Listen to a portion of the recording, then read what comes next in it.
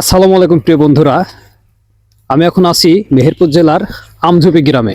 আর কথায় আছে, ছেলে নাকি বাপের সমান ভাত খায়।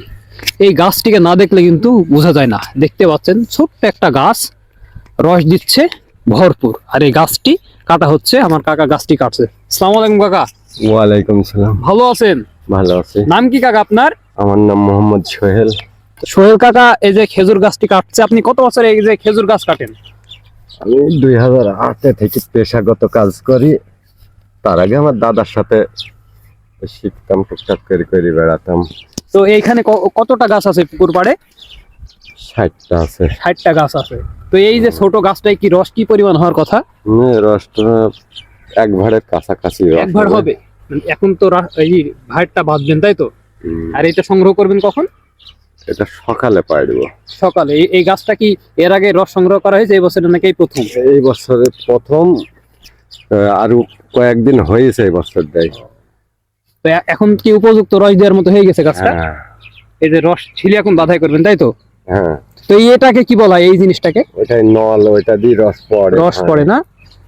আর এটা হচ্ছে কাটার, এটা দিয়ে কাটছেন, তাই তো? তো কি এই ছোট গাছ কাটা বেশি কষ্ট নাকি বড় গাছ কাটা বেশি কষ্ট?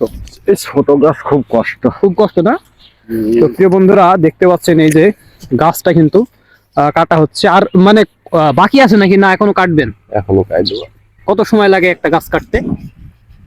সময় এতক্ষণ এই গাছ কেটে আর এক গাছ প্রায় হয়ে যাইতো। তো এটা খুব অসুবিধা। ছোট, তাই তো? ছোট। তো প্রিয় বন্ধুরা দেখেন, এই যে ছোট গাছ কাটতে কিন্তু একটু দেরি হয়, বড় গাছ হলে আর কি দেরি হইতো না।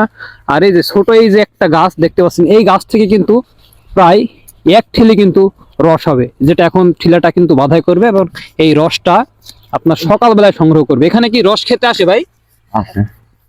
কয় টাকা গ্লাস নেন রসের? সন্ধ্যাবেলা 100 টাকা লিটার নেই। 100 টাকা লিটার। আর দেখতে পাচ্ছেন পুকুর পাড়ের চারিদিকে কিন্তু খেজুর বাগান। এই সুমিষ্ট খেজুরের রস থেকে কিন্তু গুঁড়ো তৈরি হয়। একেবারে ছোট গাছ, কিন্তু এই গাছ থেকে যেমন ধরা এক ঠিলি কিন্তু রস হবে, একেবারে কিন্তু অকল্পনীয়। তো যাই হোক, আজকের ভিডিওটা এখানে শেষ করলাম। দেখা হচ্ছে পরবর্তী ভিডিওতে। ভালো থাকবেন, সুস্থ থাকবেন। আল্লাহ হাফেজ।